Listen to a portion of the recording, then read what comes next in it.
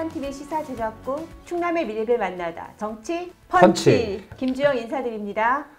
천안TV 시청자 여러분의 구독과 좋아요, 알림 설정이 큰 힘이 됩니다. 함께 해주세요.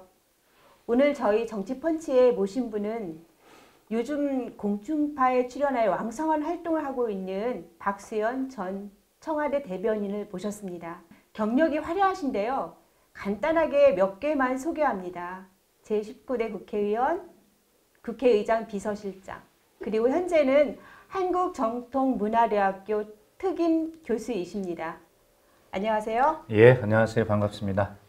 네, 이렇게 직접 뵈니까 더 부드럽고 편안한 분위기를 갖고 계시는데요. 그럼 뭐 평소에 다른 데서 뵀을 때는 제가 불편한 느낌이었나 보죠? 아니요. 저는 사실은 그럼 요즘에 출연하고 계신 프로들이 어떤 프로죠? 근데 제가 주로 이제 뭐 여러 가지 정치 시사 프로에 많이 출연을 해서 네. 주로 집권당인 민주당의 입장을 주로 이야기하는 네. 그런 활동을 하고 있는데 일주일에 약 한 고정 출연 프로그램 한 20개 정도 출연을 하거든요. 저는 또 우리 충남 네. 뭐 지역을 또 중요시해야 되는 정치인 아니겠습니까? 네. 그래서 우리 대전에 있는 방송 3사도 제가 일주일에 한 번씩 꼭 와서 출연을 하는데 네. 그 대전 방송 이외에 이 지역의 언론사에서 네. 저를 불러주신 첫 출연이고 그리고 우리 천안TV 방송이 정말 저에게는 큰 오늘 영광스러운 출연이고요. 네. 감사하고 우리 천안TV에 와보니까 이 옛날 그 천안역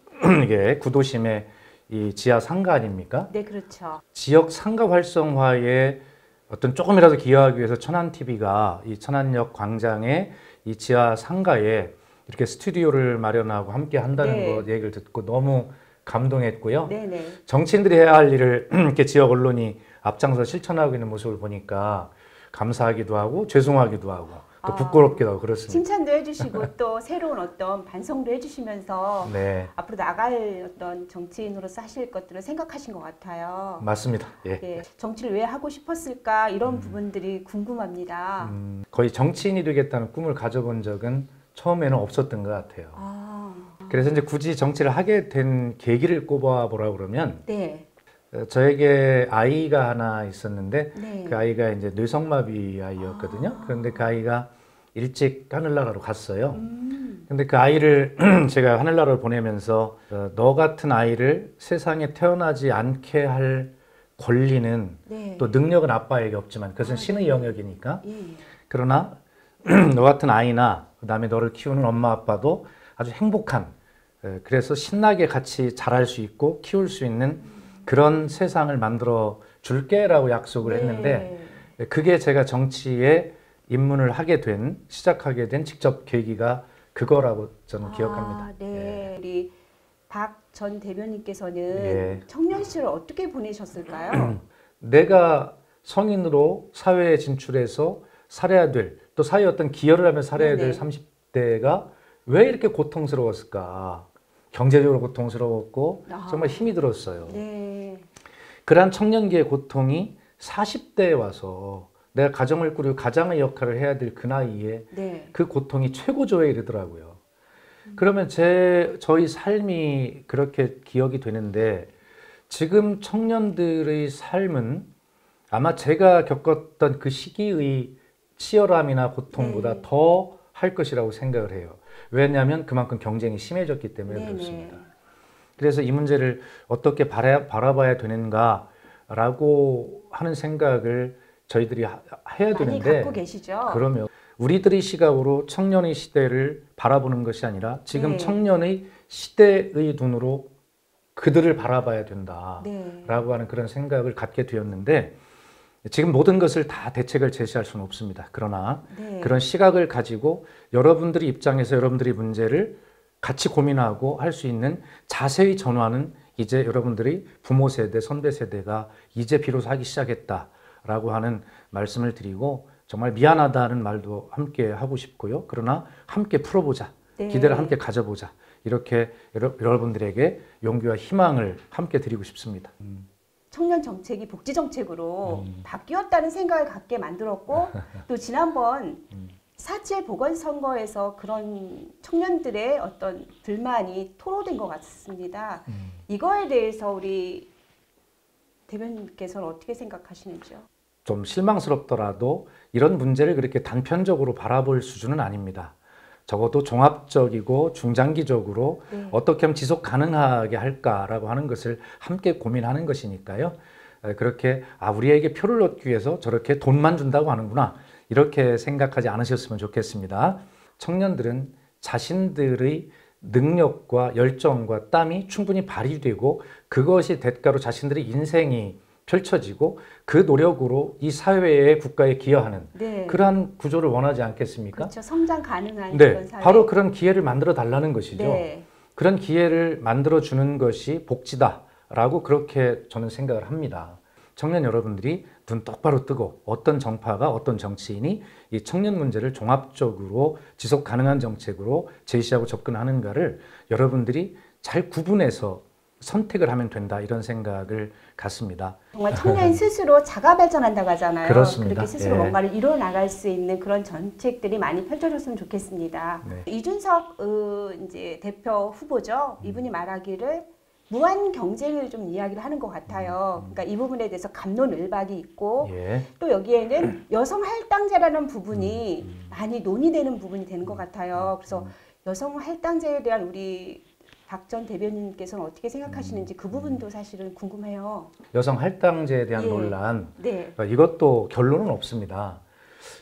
앞으로 머리를 맞대고 논의를 해봐야죠. 예. 적어도 저는 이런 어떤 여성 할당제 같은 이런 제도가 네. 지금 현재 우리에게는 필요하다라고 생각을 해요. 여성은 보이지 않게 그 오랜 기간 동안 차별을 당해온 게 맞아요. 기회를 네. 같이 갖지 못한 것이죠. 네. 그렇다면 그 오랫동안 가졌던 이 DNA화된 이 문화가, 네. 의식이 하루아침에 바뀌겠습니까?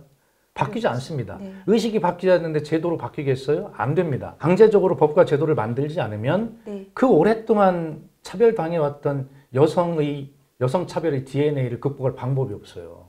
이렇게 제한적으로 되어 있는 여성 할당제에 대해서 저는 찬반 논란할 때가 아니라고 생각해요. 네. 더 확장되고 보완되고 예. 강화돼야 한다고 하는 생각을 가지고 있습니다. 그러면 이어서 또 좀 우리 사회의 문제잖아요. 2020년 출생률이 혹시 몇 %인지 아세요? 저희가 그 출생률이 0.84 뭐 이 정도, 네, 맞습니다. 뭐 그 정도 되는데요. 이 문제는 결과적으로는 우리가 지금까지 뭐 수백조 원을 쏟아붓고도 네. 회복이 안 되잖아요. 성과가 악화되잖아요. 그 많은 재원을 투입하고도 이것이 계속 떨어지기만 한다면 네. 재원이 어디엔가 잘못된 곳에 잘못된 방법으로 쓰이고 있다는 얘기거든요. 그럴 수도 있겠고. 그러니까 저출생의 원인을 잘못 진단하고 있다라고 네. 볼 수가 있는 거죠. 그러니까 아이는 가정이 부모가 낳지만 네. 양육과 보육과 교육은 국가가 책임진다라고 하는 그런 어떤 사회 전체의 시스템을 만들지 않고는 이 문제가 해결될 수 없다는 것이에요. 네. 앞으로 복지정책에서 생애 맞춤형별로 주기별로 국가가 책임지는, 네. 치매도 국가가 책임지는 문재인 정부의 정책이 대표적인 것인데, 저는 그래서 다음 정부는 이 부모님들이 문제, 돌봄, 네. 이 문제를 국가가 책임져야 하는 돌봄 국가 책임제가 돼야 된다고 보고요. 그것은 어른들뿐만이 아니라 지금 우리 아이들, 네. 유치원의 무상급식 이런 것들이 이제 논의되기 시작하고 있거든요. 그래서 부모들이 마음 놓고 네. 아이를 나라에 맡겨놓고 경력 단절 없이 네. 일할 수 있고, 그래 아이를 마음대로 낳을 거 아닙니까? 그렇다면 나 박수현에게 정치란 무엇인지 5글자로 한번 표현해 주신다면 어떻게? 꼭 5글자여야 됩니까? 네. 5글자 스피치입니다. 정치는 네. 잘 살기 운동이다. 잘 살기가 들어가는 건 다 이해되시죠? 네. 정치는 내 삶을, 사회의 환경을, 국가의 부를 더 높이고 잘 활용되는 쪽으로 정치가 작동해야 되는 것 아닙니까? 네. 정치는 그렇기 때문에 잘 살기라는 공동의 목표를 갖고 있다고 네. 생각해요. 국민을 잘 살게 해주지 않으면 무슨 의미가 있어요? 예. 국회의원을 왜 뽑아주십니까? 저 국회의원이, 박수현이 그전보다는 좀 더 나를 낫게 해줄 것 같아. 이런 기대 때문에 하는 거 아니겠어요? 근데 왜 거기에 운동이 붙냐? 네. 운동은 혼자 하는 건가요? 함께 하는 거죠. 네. 여럿이 하는 거잖아요. 네. 그래서 정치인에게 우리를 잘 살게 해줘 라고 하는 일방향의 요구여서는 안 되고, 정치인이 일을 잘해서 네. 우리를 잘 살게 해줄 수 있도록 유권자가, 주권자가, 국민이 함께 정치에 참여해야 된다는 거예요. 네. 예, 그래서 정치 그러면 저는 잘 살기 운동이다 이렇게. 네, 아주 명쾌하게 5글자로 잘 살기 운동이 정치다라고 말씀해 주셨는데요. 근데 어쩐지 좀 새마을 운동 냄새가 나. 촌스러운. 네. 어떤 계획을 갖고 계실까요? 문재인 정부가 다 이루지 못한 이 개혁, 네. 그 소명을 더 아마 잘 자세하게 이루어내야 할 예. 민주정부 4기 집권의 목표가 저에게는 있습니다. 아직 미완성인 그렇습니다. 부분들을. 예. 이 충청도가 이제 국토 균형 발전의 중심으로 네. 확실하게 자리매김하기 위해서 신행정 수도는 아니지만 네. 이제 행정 중심 복합 도시가 명실상부하게 대한민국의 중심의 축이 되도록 만드는 것. 네네. 그 역할을 우선 잘 해내야 되고 예.